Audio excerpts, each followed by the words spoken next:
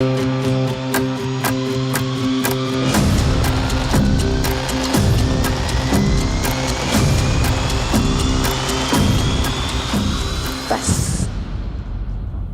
पहले कुछ खाना ऑर्डर कर लें। बिरयानी ऑर्डर कर दे, भूख लगी है। ये लो। और मैंने सोचा तुम्हें मेरी भूख है। क्यों, तुझे मेरी आग नहीं लगती? अपने दुश्मनों की चिता को ठंडा करके आ गई मेरी चौखट पर आग जलाने। तेरे बिना तो मैं बुझा हुआ कोयला हूँ सुंदरी। जब तक तेरी चिंगारी नहीं लगती ना, मुझ में आग नहीं लगती। क्यों, तुम्हारे दोस्त तुम पर जान नहीं फूकते थे?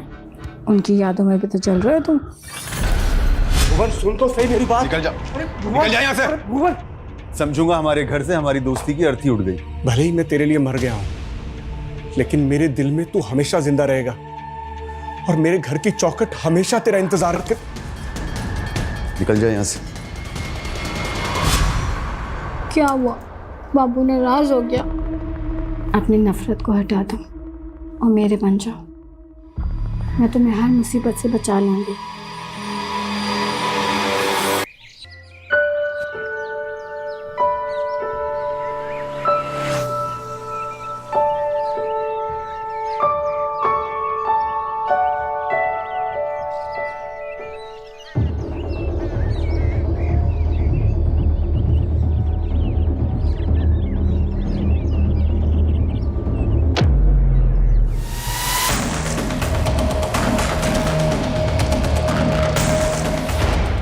मूर्खो, ये क्या कर रहे हो? अरे भगवान का पैसा लो। अरे रुको, चोर चोर, अरे रुको, चोर पकड़ो, चोर। ए रुक रुक रुक, मंदिर का पैसा चुराता है? रुक रुक।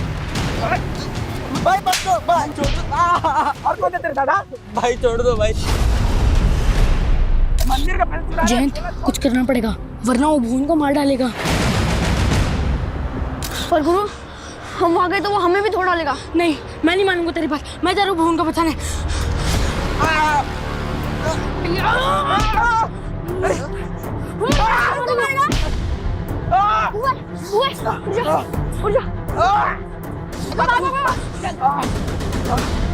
अरे नरक में जाओगे रे तुम।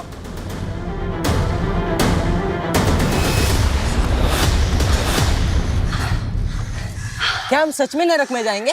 मेरी माँ तो कह रही है कि स्वर्ग और नरक यहीं पे होता है। अरे स्वर्ग तो हमारी दोस्ती है, नरक तो तब मिलेगा जब हमारी ये दोस्ती टूटेगी। हमारी ये दोस्ती कभी नहीं टूटेगी, हमारी ये दोस्ती कभी नहीं टूटेगी, हमारी ये दोस्ती।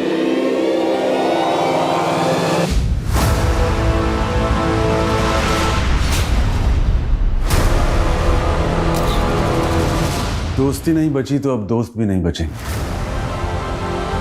जयंत और गुरु को अगर मुझसे कोई बचा सकता है तो वो है सिर्फ उनकी मौत।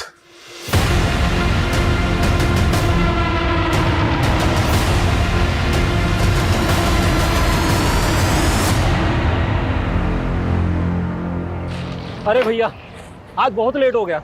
ससुराल वाले घर पे आए थे तो उसी लिए उन्हीं की सेवा में लगा हुआ था। ये कब तक बनेगी कचौड़ी? बस भैया, थोड़ा सा वक्त लगेगा। अभी दुकान ही लगा रहा हूँ।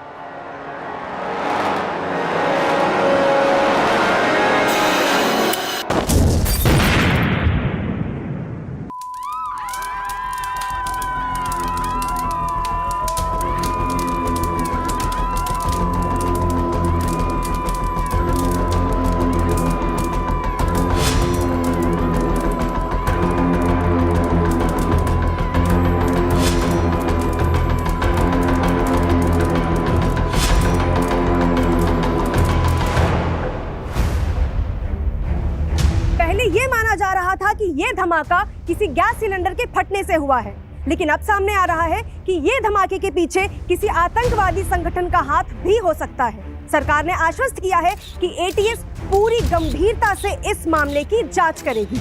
देखिए, हम जनता से अपील करना चाहते हैं कि वो पैनिक ना हो। हम जल्द से जल्द आरोपियों को पकड़ने की कोशिश करेंगे। राधिका बेटा, टीवी क्यों बंद कर दिया?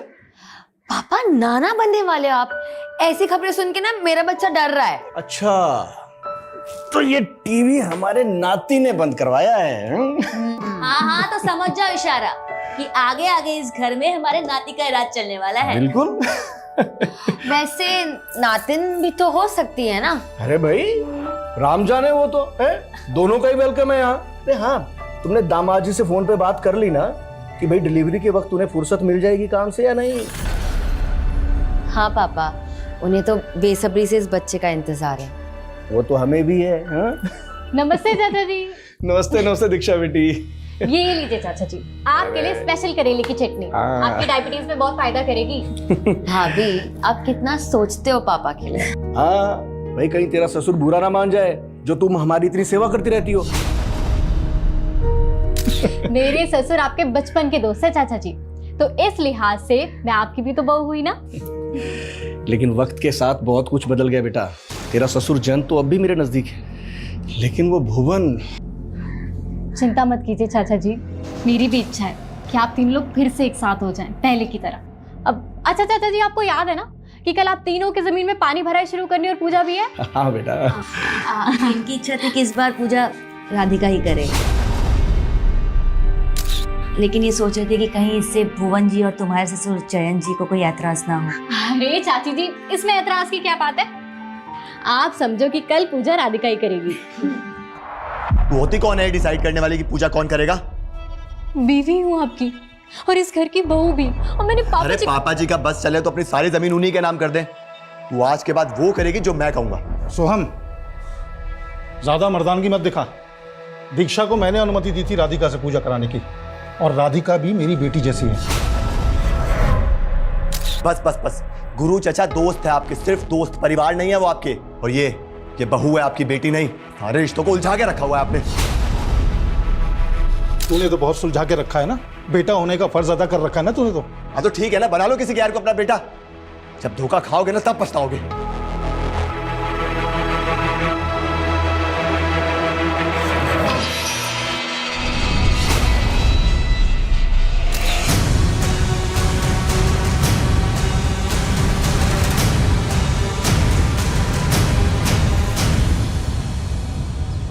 जयंत, भुवन से बात हुई क्या?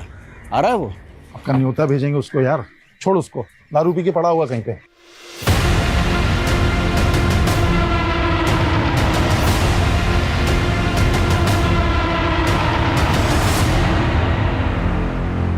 और उस जमीन को लेकर कितने सपने देखे थे हम दोस्तों ने, लेकिन वो कल तक मरने के लिए तैयार था और आज मिलना भी नहीं चाहता है। यार वो हमारी दोस्ती के काबिल ही नहीं है यार। लेकिन इस जमीन में उसका भी हिस्सा है, जो भी फसल होगी ना उसे भी भिजवा देंगे। अच्छा, मतलब मेहनत हम करें, फल वो खाएगा? पागल हो गया क्या? बचपन के दोस्त हैं हम, वो हमें गैर कर सकता है, लेकिन हम अपनी दोस्ती का फर्ज नहीं भूलेंगे, समझे? ठीक है यार। राधिका, राधिका, तुम फेथ, तुम यहाँ क्या कर रहे हो? हाँ राधिका, तुम इतने दिन बाद आई हो और मुझसे मिली भी नहीं। वेद, अब तो मेरा पीछा छोड़ दो, मैं शादीशुदा हूँ। तुम और ये बच्चा दोनों मेरे, समझी? वेदी, क्या बकवास कर रहे हो? तुम जाओ यहाँ से। तुम्हें अपने पति को छोड़ के मेरे पास आना होगा। अगर तुम मेरी नहीं हुई ना तो मैं किसी की रहने भी नहीं दूंगा। देखो, मुझे धमकी मत दो, वरना मैं। वरना क्या? सिर्फ आधा घंटा दे रहा हूँ तुम्हें, बैग पैक कर और भाग चल मेरे साथ।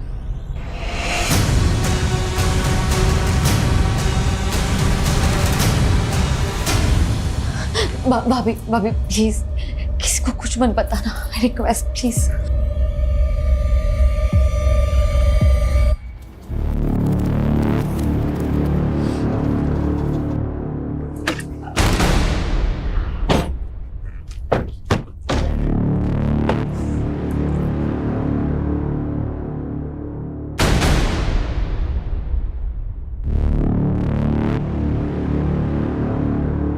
आओ राधिका बेटा, करो शुभारंभ। जा बेटा।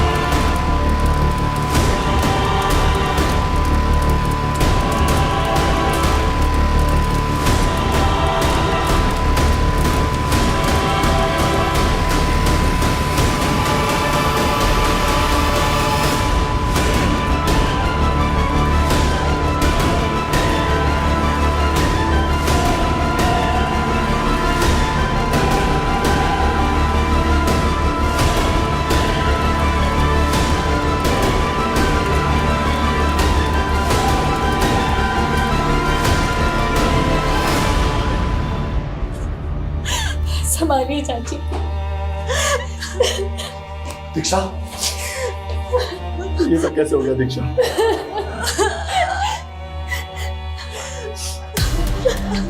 ये जमीन पे धमाका हुआ वो आपकी? जी हाँ सर। बताएंगे धमाका कैसे हुआ? सर जब धमाका हुआ तब मैं वहां नहीं था। लेकिन डॉक्टर साहब, मेरे पति कैसे हैं? आई एम सॉरी, उनकी डेथ हो गई।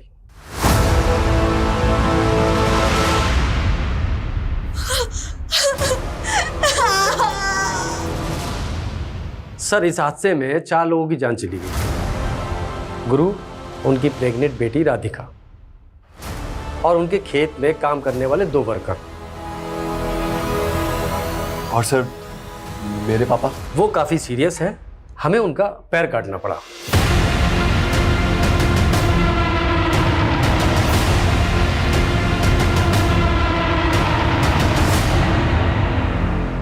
इस छोटे से गांव में ब्लास्ट हुआ है। इस ब्लास्ट में 4 लोगों की मौत और एक व्यक्ति गंभीर रूप से घायल है। धमाके की वजह अब तक पता नहीं चल पाई है।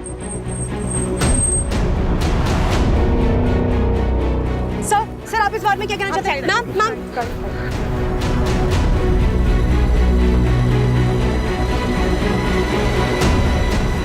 सर, मेरी ट्यूबवेल कमेटी के मैनेजर से बात हुई।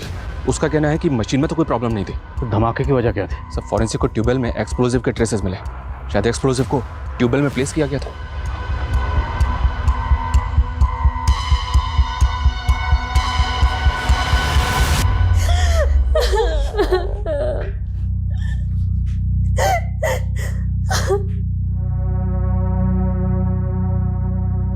दोस्ती नहीं बची तो अब दोस्त भी नहीं बचेंगे। जयंत और गुरु को अगर मुझसे कोई बचा सकता है तो वो है सिर्फ उनकी मौत।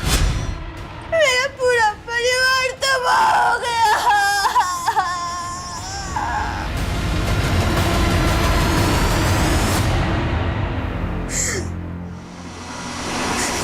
जयंत कैसे? वो भी जिंदा लाश ही रह गए। उनकी एक टांग चली गई।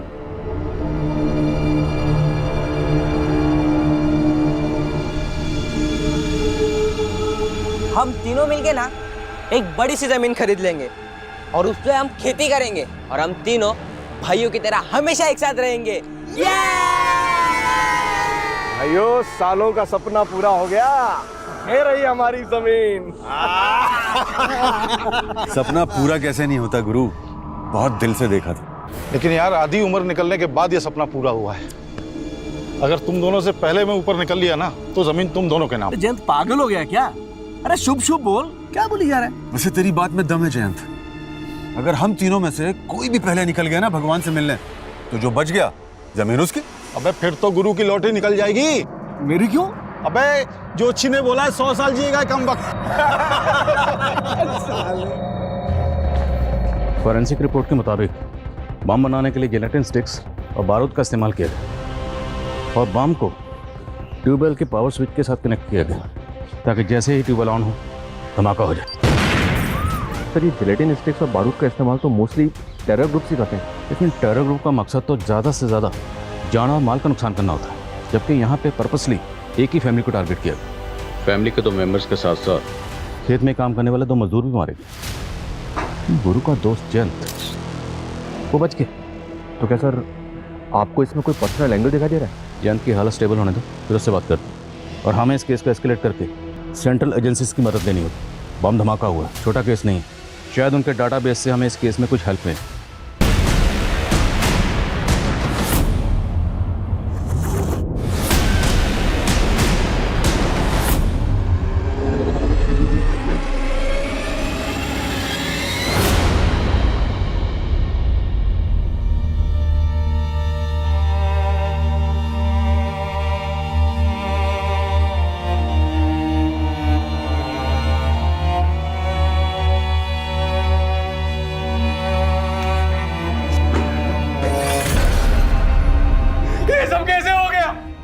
मुझे मेरी बीवी और मेरा होने वाला बच्चा वापस चाहिए।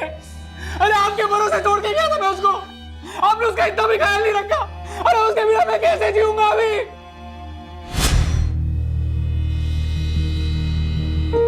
बस अच्छा हुआ नीरज जी आप इसको यहाँ लेकर आ गए। अब आपको तो फुर्सत होती है नहीं, डिलीवरी तक ये हमारे साथ ही रहेगी, हम इसका ख्याल रखेंगे।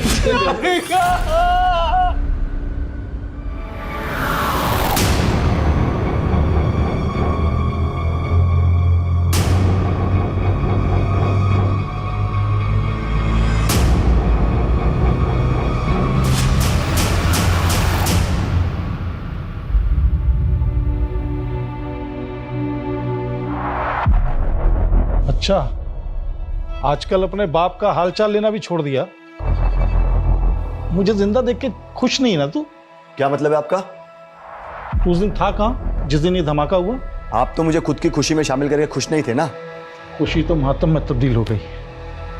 मेरा दोस्त चला गया, उसकी बेटी चली गई। उनके बुरे कर्म, नहीं बच पाए वो, लेकिन आपने जरूर कुछ अच्छे कर्म किए होंगे जो आपकी जान बच गई। और मुझे कोस के ना आपका ये प्यार वापस नहीं आने वाला, समझे?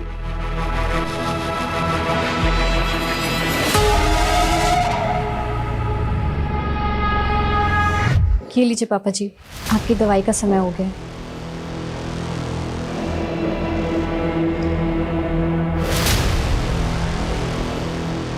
तुझे क्या लगता है सबके पीछे मेरा बेटा? नहीं नहीं पापा जी, ऐसा मत सोचिए आप। अब इससे और चौकन्ना रहना होगा। Please have a seat. इस गांव में जैसा ब्लास्ट हुआ है, 1 महीने पहले मुरादाबाद सिटी में हुआ ब्लास्ट भी बिल्कुल ऐसा ही था। यहाँ ट्यूबवेल में जिलेटिन स्टिक्स और एक्सप्लोसिव का इस्तेमाल किया गया और वहां पर उन्हें एक स्टोव में प्लांट किया गया था। स्टोव एक कचौड़ी वाले का था। कचौड़ी वाले समेत 3 लोगों की जानें गई और 10 से ज्यादा लोग घायल हुए थे। नजरपुर मुरादाबाद से महज 20 किलोमीटर दूर है, तो इन दोनों ब्लास्ट का आपस में क्या कनेक्शन हो सकता है? और उस ब्लास्ट में तो किसी टेरर ग्रुप के इन्वॉल्व होने की अटकलें थी, लेकिन अभी तक किसी टेरर ग्रुप का लिंक नहीं मिला है इसके पीछे। और वो जो बॉम्ब था, होममेड बॉम्ब था। Homemade bomb? यस, एकदम देसी तरीके से बनाया गया। तो क्या ये मुमकिन है कि ये दोनों बॉम्ब बनाने वाला शख्स कोई एक ही हो? हमारे इन्फॉर्मर्स की टिप पर हमने ऐसे कई ठिकानों पर रेड मारी जो एंटी सोशल ग्रुप द्वारा ऑपरेट किए जा रहे थे, लेकिन कोई ब्रेक थ्रू नहीं मिला। हमारे लिए सबसे बड़ा सवाल ये है कि ये जिलेटिन स्टिक्स और डिटोनेटर उस अननोन बॉम्ब मेकर तक पहुंच कैसे रहा था। जिलेटिन स्टिक्स मोस्टली माइंस में ब्लास्ट के लिए इस्तेमाल होती हैं, तो हो सकता है वहां से किसी ने। लेकिन इंटेलिजेंस तो माइंस ब्लास्टिंग के ठेके लेने वाली हर कंपनी पर कड़ी नजर रखती है। उन्हें जो जिलेटिन स्टॉक्स अलॉट होता है, वहां से तो एक भी बॉक्स का इधर उधर होना इम्पॉसिबल है। हमने पर्सनल लेवल पर भी इस केस को इन्वेस्टिगेट किया, सारे इंजर्ड और डेड लोगों से कनेक्टेड लोगों के बैकग्राउंड्स चेक किए, लेकिन कहीं से कोई क्लू नहीं मिला। हमारे विक्टिम की फैमिली में ऐसा कोई लगता नहीं जो इस तरह का बम बना सकता है। But you have to investigate it. मुझे लगता है अब हमें इस केस को फ्रेश पर्सपेक्टिव से देखना होगा। We have to take personal angle. हमें देखना होगा कि हमारे विक्टिम की फैमिली से जुड़ा वो कौन शख्स है जो इस तरह का होममेड बम बनाकर ये धमाके कर रहा है।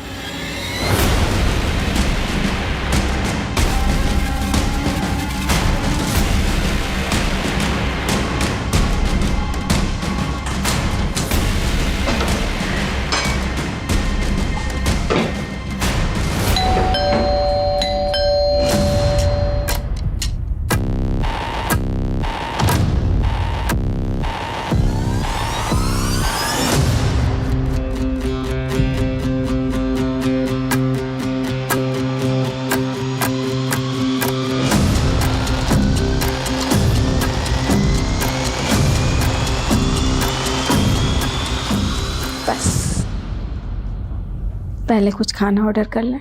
बिरयानी ऑर्डर कर दे, भूख लगी है। ये लो। और मैंने सोचा तुम्हें मेरी भूख है। क्यों, तुझे मेरी आग नहीं लगती? अपने दुश्मनों की चिता को ठंडा करके आ गई मेरी चौखट पर आग जलाने। तेरे बिना तो मैं बुझा हुआ कोयला हूँ सुंदरी। जब तक तेरी चिंगारी नहीं लगती ना, मुझ में आग नहीं लगती। क्यों? तुम्हारे दोस्त तुम पर जान नहीं फूकते थे? उनकी यादों में भी तो जल रहे हो तुम। भुवन सुन तो सही मेरी बात। निकल जा, निकल जा यहाँ से। भुवन, समझूंगा हमारे घर से हमारी दोस्ती की अर्थी उड़ गई। भले ही मैं तेरे लिए मर गया हूं, लेकिन मेरे दिल में तू हमेशा जिंदा रहेगा और मेरे घर की चौखट हमेशा तेरा इंतजार कर। निकल जा यहाँ से। क्या हुआ? बाबू नाराज हो गया। अपनी नफरत को हटा दो और मेरे बन जाओ। मैं तुम्हें हर मुसीबत से बचा लूंगी। जान जी, क्या लगता है आपको कौन हो सकता है जिसने आपके दोस्त गुरु और उनकी बेटी राधिका के साथ साथ आपकी भी जान लेने की कोशिश की? मैं पता लगा रहा हूँ सर। मतलब आपको किसी पे शक है? फिलहाल तो मुझे ऐसा कुछ नहीं लग रहा है, कुछ होगा तो बताऊंगा आपको। सर मुझे लगता है ये जयंत को छुपा रहा है। तो ये वाकई जानता होगा कि धमाके के पीछे किसका हाथ है। जयंत तो इसकी फैमिली के बारे में पता करो, तब तक हम गुरु की बीवी और राधिका के पति से मिलते हैं।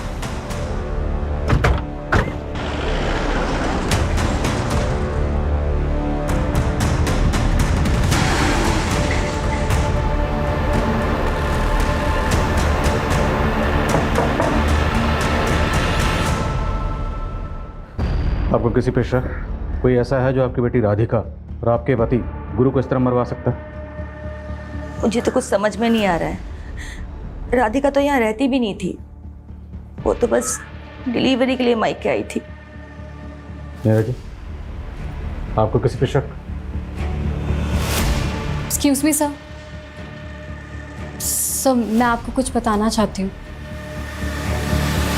तुम्हें अपने पति को छोड़ के मेरे पास आना होगा। अगर तुम मेरी नहीं हुई ना तो मैं किसी की रहने भी नहीं दूंगा। दीक्षा भाभी आप क्या बोल रही हो? सॉरी नीरज जी, लेकिन यही सच है। सर वो वेद राधिका को अपने साथ भागने के लिए बोल रहा था। और सर मैंने ये सब इसलिए पहले नहीं बताया क्योंकि मैं नहीं चाहती कि राधिका के चरित्र में कोई लांछन लगे। वेद है कौन?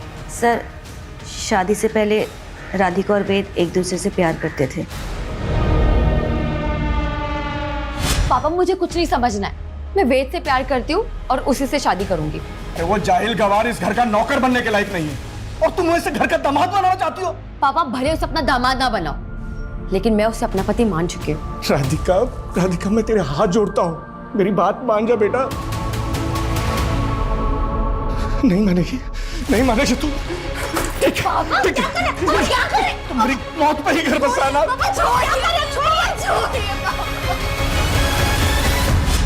इसके बाद राधिका वेद को भूल गई थी। नीरज जी, आपकी और राधिका की शादी को कितना वक्त हुआ? 7-8 महीने सर। तो इन 7-8 महीनों में राधिका ने कभी अपने पास्ट के बारे में आपको कुछ नहीं बताया? नहीं सर। ये वेद रहता कहाँ? सर मैंने कुछ नहीं किया सर मैंने कुछ नहीं किया सर मोटर मैकेनिक हूँ सर, घर से सारा काम संभालता हूँ। और आपको सर मैं बॉम्ब बनाने वाला दिख रहा हूँ। कोई मिला नहीं तो आप मुझे फंसा दोगे। फंसाएंगे नहीं, साबित करेंगे। अगर सच नहीं बोलेगा ना तो ऐसे ही धोएंगे तुझे। मैं सच बोल रहा हूँ सर, मैंने कुछ नहीं किया है। मैं सर राधिका से प्यार करता था और राधिका भी मुझसे शादी करना चाहती थी, लेकिन सर उसके बाप ने। लेकिन उसके बाप ने क्या? उसके बाप और राधिका दोनों को? नहीं सर, राधिका मेरे बच्चे की माँ बनने वाली थी। क्या बोला तूने? सर राधिका मेरे बच्चे की माँ बनने वाली थी सर। सर फॉरेंसिक को इस वेद के घर से जो सामान मिला है उसमें जेलेटिन या एक्सप्लोजिव के कोई ट्रेसेस नहीं मिले। अब इतना बेवकूफ़ नहीं कि धमाका करने के बाद वो सब सामान अपने घर में रखेगा। मोटर मैकेनिक है तो पूरे चांसेस हैं कि ट्यूबवेल में वो बॉम्ब इसने प्लांट किया हो। पर ये वेद तो बोल रहा है कि राधिका के पेट में इसी का बच्चा था। अब ये तो पैटर्निटी टेस्ट से ही क्लियर होगा। और सवाल ये है कि राधिका के हस्बैंड को वाकई राधिका के पास्ट के बारे में कुछ भी नहीं पता था। आप पापा बनने वाले हो? सच? सच। वो न्यू कंसाइनमेंट आ गया है। चलो आप इस रिश्ते का हाथ मुझसे मत छीनिए। आप रख लीजिए पैसे, रख लीजिए। इन पैसों से मेरा दुख कम नहीं होगा। मैं जानता हूँ पैसों से सिर्फ घर की जरूरतें पूरी हो सकती हैं, पति की कमी तो दूर नहीं होगी। लेकिन आपको कभी भी किसी चीज़ की जरूरत हो तो आप बोलना, झिझकना मत। सर एक बात जयंत ने भी हमसे छिपाई और गुरु की बीवी ने भी हमको नहीं बताई। कौन सी बात? हम सिर्फ जयंत और गुरु को इस जमीन का हिस्सेदार समझ रहे थे, जबकि इस जमीन का एक तीसरा हिस्सेदार भी है। जयंत और गुरु का दोस्त भुवन, ये तीनों हर साल इस जमीन पे पहली पानी भराई और पूजा करते थे। लेकिन इस साल इस अवसर पे भुवन शामिल नहीं हुआ था। क्यों? जयंत और गुरु का भुवन से झगड़ा चल रहा था। मजदूरों का कहना है कि इन तीनों की दोस्ती टूट चुकी थी। तो क्या गहरी दोस्ती गहरी दुश्मनी में बदल गई? इतनी गहरी कि दोस्त ने दोस्त की जान ले ली। हो सकता है सर। वो कहते हैं ना, इस सारे संसार में फसाद की जड़ सिर्फ ये 3 चीजें हैं: जर, जोरू और जमीन। अगर हम तीनों में से कोई भी पहले निकल गया ना भगवान से मिलने, तो जो बच गया जमीन उसकी। हम आप लोगों से ये जानना चाहते हैं कि पानी भराई और पूजा की परंपरा में अचानक बदलाव क्यों और कैसे किया गया? क्योंकि पूजा तो आप तीनों दोस्त हर साल तीनों मिलकर ही करते थे। सर इस बार भुवन तो आया नहीं था, तो गुरु चाहता था कि इस बार की पूजा राधिका के हाथों हो। क्या कोई बाहर वाला आदमी जानता था कि पूजा में राधिका शामिल होने वाली? आप ऐसा क्यों पूछ रहे हैं? अगर इस पूजा की परंपरा में बदलाव नहीं किया गया होता तो भुवन की गैरहाजिरी में पूजा में आप और गुरु बैठे, राधिका नहीं। मतलब ये कि टारगेट आप और गुरु दोनों हो सकते हैं। अब ये बताइए वो कौन हो सकता है जो दोनों जमीन मालिकों को मारना चाहता था? भुवन पे तो शक नहीं है आपको? तो आप बताइए, अगर भुवन ऐसा कर सकता है तो ऐसा क्यों करेगा? क्योंकि सर हमारी सालों की दोस्ती एक बहुत बुरे मोड़ पे आके टूटी थी। जैन, अरे भुवन को तुझसे कुछ बात करनी है। अरे तो तू बिचौलिया क्यों बन रहा है? वो बोलेगा ना। यार मैं हमारी दोस्ती का रिश्तेदारी में नहीं बदल सकती। मैं चाहता हूँ यार सोहम और मीनाक्षी की शादी हो जाए। अरे यार तूने मेरे मन की बात छीन ली यार। और सोहम और मीनाक्षी तो बचपन के दोस्त हैं। ये हुई ना बात। जयंत, तुझे मालूम है ना मीनाक्षी थोड़ा हकलाती भी है। अरे नहीं बेटा, तो हमारी बहू नहीं हो, बेटी हो। खुश रहो। हाँ जयंत, सोहम और मीनाक्षी की जोड़ी बहुत अच्छी लगेगी। बेटा नमस्ते बेटा। मीनाक्षी से मिलो। हाय सोहम। हाय मीनाक्षी। ये क्या बदतमीजी है सोहम? मुझे पता है हम यहाँ किस लिए इकट्ठा हुए हैं आज। हाँ पता है मुझे। आप लोग यही चाहते हो ना कि मैं शादी कर लूं। ठीक है दीक्षा,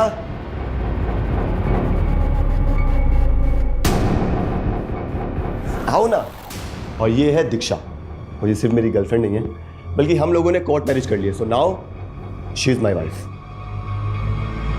और हाँ एक बात और, ये मीनाक्षी की तरह हथलाती भी नहीं है। बदतमीज। सॉरी मीनाक्षी। सोहम ने हमेशा मेरा सिर झुकवाया सर।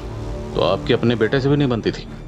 क्या बताऊं सर, एक गलतफहमी उसके मन में घर करके बैठी थी। कैसी गलतफहमी? सर मेरी बीवी ने सुसाइड कर लिया था। उस समय सोहम बहुत छोटा था और मेरी बीवी डिप्रेशन में रहती थी, इसलिए उसने ऐसा सब कुछ किया। लेकिन सोहम को लगता था कि उसने मेरी वजह से सुसाइड कर लिया। गुरु से क्या प्रॉब्लम थी भुवन को? सर यही कि उसने रिश्ता करने के लिए बोला था। फिर तो सोहम की सजा जयंत को क्यों दे रहा है? तूने देखा ना सोहम ने किस तरह मजाक उड़ाया मेरी बेटी का।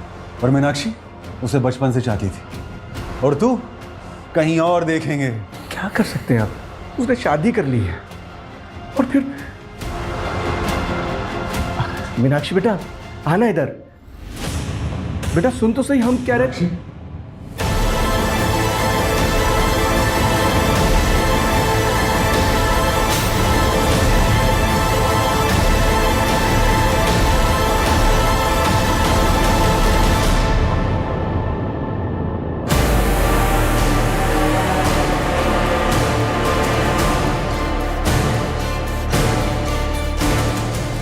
मीनाक्षी बच गई लेकिन उसकी आवाज़ चली गई। भुवन टूट गया था, शराब में डूब गया था। हम दोनों को अपना बैरी समझने लगा था सर। मंजू जी, आपको भी यही लगता है कि भुवन ऐसा कर सकता है? जी।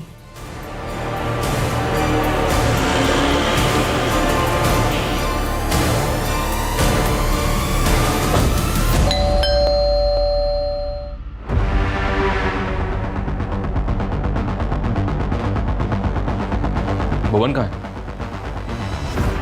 हमें शक है कि आपने अपने दोस्त गुरु को बॉम्ब से उड़ाया। वो मेरा दोस्त नहीं था, दुश्मन था। और मेरी बेटी के साथ जो हुआ ना, वो दुश्मन ही कर सकता है, दोस्त नहीं। और मैं इतना घटिया आदमी नहीं हूं कि अपना बदला लेने के लिए मासूम लोगों को बलि पे चढ़वा दूं। कहना क्या चाहते हैं? कहना ये चाह रहा हूं कि गुरु और राधिका की मौत के बाद जयंत का मन तो अंजू के घर पे ही लगता है। जो भी बात है साफ साफ बोलिए। उसकी एक टांग कट गई तो इसका मतलब ये नहीं है कि वो धमाके नहीं करवा सकता। बहुत शातिर है वो साला। मेरे सामने जुबान लड़ाएगी? अति मैं हूं तेरा या मेरा बाप? शर्म नहीं आती आपको ऐसे गिरी हुई बात बोलते हुए? बस कर कमीने, इस लड़की को लव मैरिज करके लाया तू ना। और अब इसके साथ ऐसा व्यवहार कर रहा है। अब इसे फेंक के बाहर दूसरी लेके आऊंगा, बताओ क्या करोगे? आपने भी तो मेरी माँ के मरने के बाद बाहर बहुत मुंह मारे हैं ना, और अब ये गुरु चाचा की बीवी को ले जा रहे हैं। वाह तमीज, गलत किया मैंने जो अपनी जबान बंद रखी। पुलिस को तेरा नाम बता देना चाहिए था मुझे। आदिल खान जी, कहाँ तक पहुंची आपकी जांच? पर्सनल एंगल तो कई सामने आए, लेकिन अभी तक हमारे हाथ में एक भी ऐसा पुख्ता सबूत नहीं लगा जिससे ये लगे कि हमारी सस्पेक्ट लिस्ट में कोई ऐसा है जो इस तरह बम बनाकर ये जुर्म कर सकता है। Okay sir, paternity test report आ गई है। राधिका के पेट में जो बच्चा था वो वेद का ही था।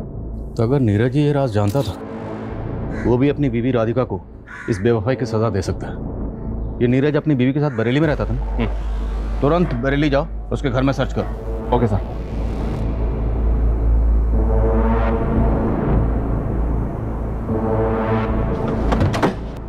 पूरा घर अच्छी तरह से सर्च करो। सर। अरे कहाँ जा रहे हो आप लोग? सर बात क्या है? तेरी बीवी के पेट में जो बच्चा था वो वेद का था, और तू कह रहा है कि तुझे मालूम नहीं था अपनी बीवी के अफेयर के बारे में? अरे नहीं मालूम था मुझे कि राधिका का किसी के साथ अफेयर चल रहा था, और अगर मालूम भी होता तो क्या मैं उसका जाके खून कर देता, वो भी इस तरह से। घर में कुछ नहीं मिला फिर भी हम इसे क्लीन चिट नहीं दे सकते। लॉजिस्टिक का बिजनेस है इसका, और बरेली में एक वेयर हाउस भी है। खबरियों को बोलो कि इस पे नजर रखें। हो सकता है कि लॉजिस्टिक के बिजनेस की आड़ में इसका किसी एंटी सोशल ग्रुप से कनेक्शन हो।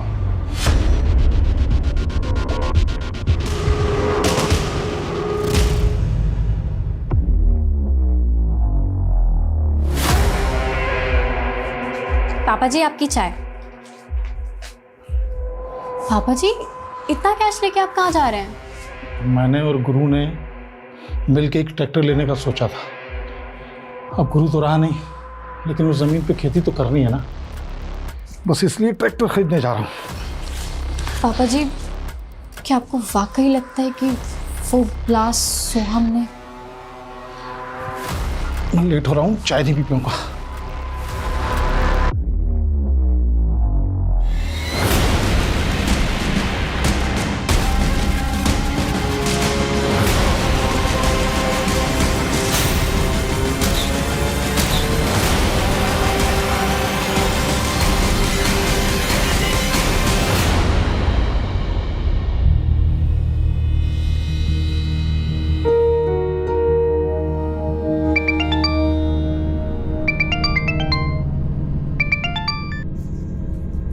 अंजू भाभी कहाँ हैं आप? देखिए, मैं वहाँ आके लोगों की नज़र में नहीं आना चाहती। वैसे भी आपका बेटा आपको और मुझे लेकर शक करता है। बेहतर है कि हम ना ही मिले। मैं आपकी दुविधा समझ सकता हूँ।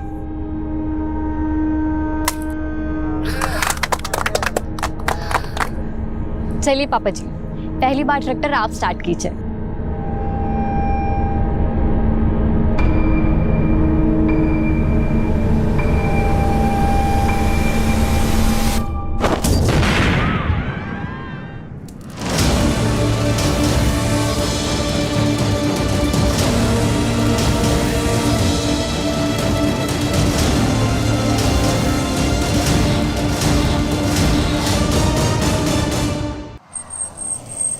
हटो हटो।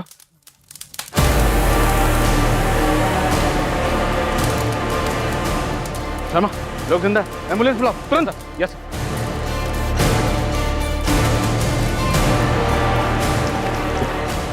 पापा, पापा। सर, ऐसा लग रहा है इस बार बॉम्ब ट्रैक्टर में प्लांट किया गया था। एक विटनेस के मुताबिक ट्रैक्टर स्टार्ट करते ही ब्लास्ट हो गया। मुरादाबाद में स्टोव में ब्लास्ट हुआ, और यहाँ पे पहले ट्यूबवेल में, ट्रैक्टर में ब्लास्ट।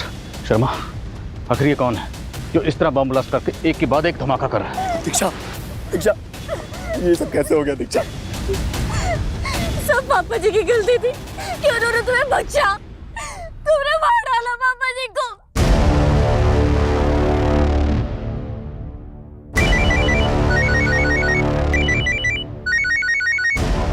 हेलो, क्या ब्लास्ट हो गया? कुछ ही हफ्तों के अंदर ये तीसरा ब्लास्ट हुआ है और पुलिस सिर्फ तीनों ब्लास्ट में मरने वाले लोगों की आपसी रंजिश में उलझी हुई है। क्या उन्हें नहीं लगता इसके पीछे कोई और बड़ी साजिश?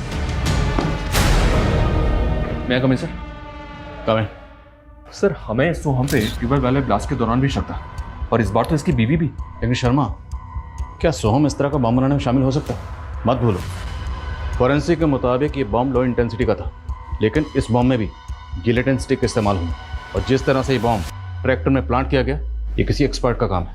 हम और अंधेरे में तीर नहीं चला सकते। ये मीडिया वाले पहले हमारी धज्जियां उड़ा रहे हैं कि हमारी तहकीकात गलत डायरेक्शन में जा रही है।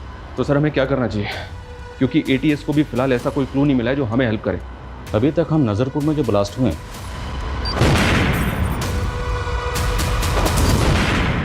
उन्हीं को इन्वेस्टिगेट कर रहे हैं, और अब मुझे लग रहा है कि जो मुरादाबाद में ब्लास्ट हुआ उसमें जो ATS की इन्वेस्टिगेशन है, हमें उसे भी क्लोजली स्टडी करना चाहिए, क्योंकि हो सकता है उस इन्वेस्टिगेशन में कोई ऐसी बात हो जो ATS से मिस हो गई, लेकिन वो बात हमारी नज़र में आ जाए।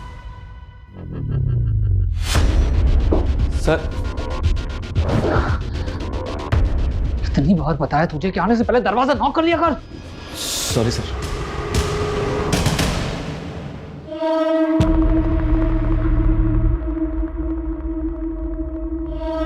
तुम अपनी नफरत को भुला दो, मैं तुम्हें हर मुसीबत से बचा लूंगी। सर एक बात हमसे कंप्लीटली मिस हो गई। भुवन का फोन 18 तारीख को मुरादाबाद में एक्टिव था, और 18 तारीख को ही मुरादाबाद सिटी में ब्लास्ट हुआ था। ये भुवन मुरादाबाद में जाता कहाँ? सर वो तो पता नहीं, लेकिन ये अक्सर मुरादाबाद जाता रहता है, और ये जब जब मुरादाबाद गया है इसका फ़ोन उस लोकेशन पे भी एक्टिव रहता था जहाँ जहाँ ब्लास्ट हुआ था। हो सकता है ये वहाँ रेकी करने जाता हो। सर मुरादाबाद तो रोज़ हज़ारों लोग आते जाते हैं। मैं मुरादाबाद गया और मैंने बम ब्लास्ट कर दिया। तो ये बता कि मुरादाबाद में जाता कहाँ? सुंदरी के यहाँ गया था। कौन सुंदरी? प्रोस्टिट्यूट है सर। 18 तारीख की रात में उसी के साथ। सब पता किया हमने। तो मुरादाबाद में कुंजा मार्केट भी जाता है, वही कुंजा मार्केट जहाँ पे ब्लास्ट हुआ था। बोल क्या छिपा रहा? सर मैं तो उस मार्केट में कचौड़ी खाने जाता हूँ गांव लौटने से पहले। करेक्ट, कचौड़ी खाने वाले के गैस स्टोव में ब्लास्ट हुआ 18 तारीख को। बोल। सर वही तो मैं कह रहा हूँ, उस दिन मैं उस मार्केट में गया ही नहीं। सुंदरी के घर से निकला और सीधा अपने गाँव वापस चला गया। शायद मेरी किस्मत अच्छी थी। उस दिन अगर उस मार्केट में गया होता तो बम ब्लास्ट में मैं भी मारा गया होता। तू कहना क्या चाहता है? कोई ऐसा है जो तुझे मारना चाहता है? मुझे कौन मारेगा सर? तुम लोग 3 दोस्त हैं, तू, भुवन और गुरु। गुरु मारा गया ट्यूबवेल ब्लास्ट में, और जयंत मारा गया ट्रैक्टर ब्लास्ट में। तो तीनों दोस्तों में से बचा कौन? तू। और ब्लास्ट कहाँ पे हुआ?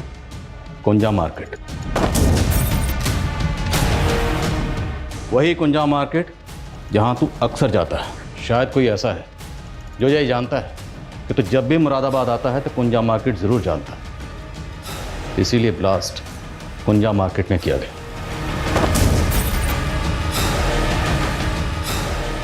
ज़हन पे जोर डाल और बता कि वो शख्स कौन है। सर ये बात तो सिर्फ सुंदरी जानती है। अरे तू यहाँ क्या कर रहा है? तेरे भुवन चाचा को पुलिस ने गिरफ्तार कर दिया, तू निकल यहाँ से। अरे लेकिन मुझे अभी तो अंदर तू जान। अरे सर सर सर लो, मैंने पकड़ लिया। अरे सर मैंने पकड़ लिया। इसको भी लेके चलो। अरे मुझे क्यों लेके जा रहे हो? मैंने क्या किया? मैंने क्या किया? अरे साहब मेरा काम है धंधा करना, अब चाचा हो या भतीजा मुझे क्या फर्क पड़ता है? और इन दोस्तों को मार के मुझे क्या मिलेगा? सर मेरा कोई लेना देना नहीं है नवाकों से। अगर कुछ भी छुपाया ना और हमें पता चला तो उधेड़ेंगे तुझे। और छुपाने को बचा ही क्या है, सब कुछ तो सामने खुल गया है। 18 तारीख को मुरादाबाद में हुए ब्लास्ट से 10 दिन पहले 8 तारीख को बरेली रोड पर दंगे हुए थे। तभी इस जिलेटिन बॉम्ब की साजिश की शुरुआत हुई थी। लेकिन बरेली में हुए दंगों का इन धमाकों से क्या कनेक्शन है? दंगों के कारण 3 दिन तक शहर में कर्फ्यू रहा था, जिस वजह से एक माइनिंग साइट पर जाने वाले जिलेटिन से भरे ट्रक को कंपनी को 3 दिन के लिए बरेली के गोडाउन में रखना पड़ा था। उस वक्त कंपनी ने हमसे ये बात छुपाई थी कि उस ट्रक में से 147 जिलेटिन गायब हो चुकी थी। हमें शक है कि ये चोरी उसी वक्त हुई जब वो ट्रक नीरज के गोडाउन में खड़ा हुआ था। नीरज के गोडाउन पे? माइनिंग कंपनी के हिसाब से वो जिलेटिन स्टिक तेरे गोडाउन से चोरी हुई। सर माइनिंग कंपनी वाले झूठ बोल रहे हैं। मेरा मतलब है कि मेरे गोडाउन से आपको कुछ मिला क्या? आदिल खान जी। शर्मा, इस नीरज के गोडाउन से किसी भी तरीके का एक्सप्लोसिव या जिलेटिन नहीं मिला है। कहीं ठिकाने लगा दिया होगा। 2 लगाएंगे सब उगल देगा ये। ये उस दिन की वीडियो फुटेज आई है मेरे पास, जिस दिन जिलेटिन से भरा ट्रक इसके गोडाउन में खड़ा था। सर ये मोहित है। कौन मोहित? सर दीक्षा का भाई।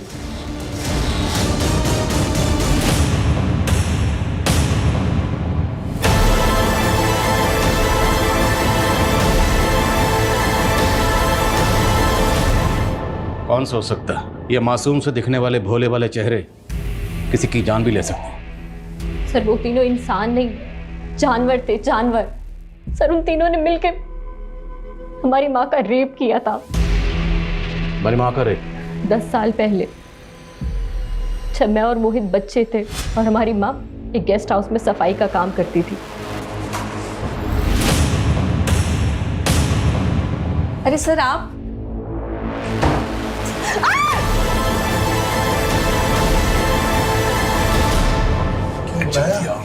अरे हुआ क्या है बता दो। अरे देखो ना, पागल हो गए। मैंने तो मजे ले लिए, तुम भी मजे ले लो।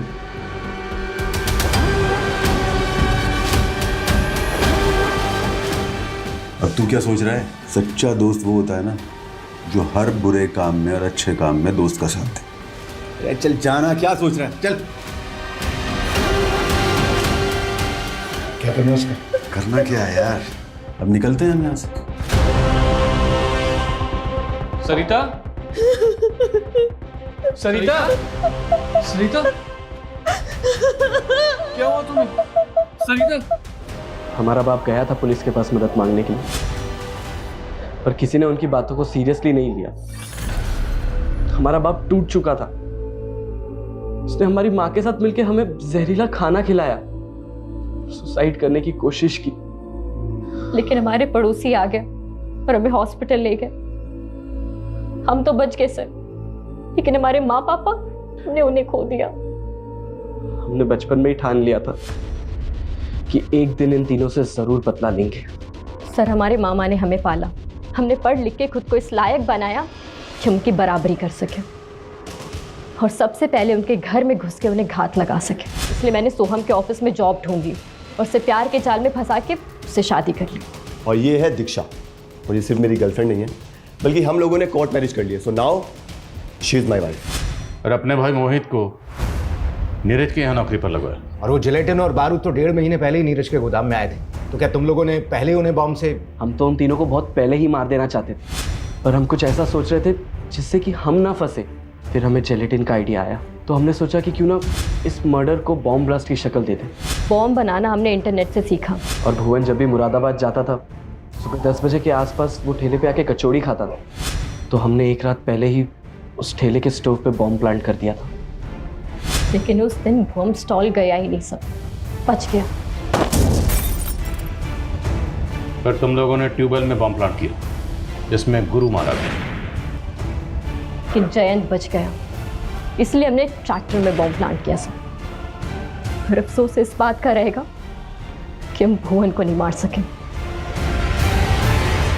मैं मानता हूं तुम दोनों की मां के साथ जो हुआ वो गलत हुआ, और जिसने ये किया उसे सजा मिलनी चाहिए थी। पर तुम दोनों ने क्या किया? खुद ही निकल पड़े बदला लेने के लिए, और बदले की आग में इतने अंधे हो गए कि ये भी नहीं देखा इतने मासूम लोगों को मार डाला।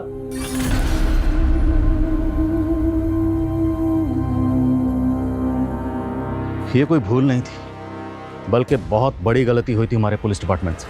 अगर उन लोगों ने दीक्षा की मां सरिता के रेप केस को सीरियसली लिया होता और उसके गुनहगार भुवन, जयंत और गुरु को पकड़ लिया होता, तो दीक्षा और मोहित ये बदले का खूनी खेल ना खेलते और इतने मासूम लोगों की जान यूं ही ना जाती।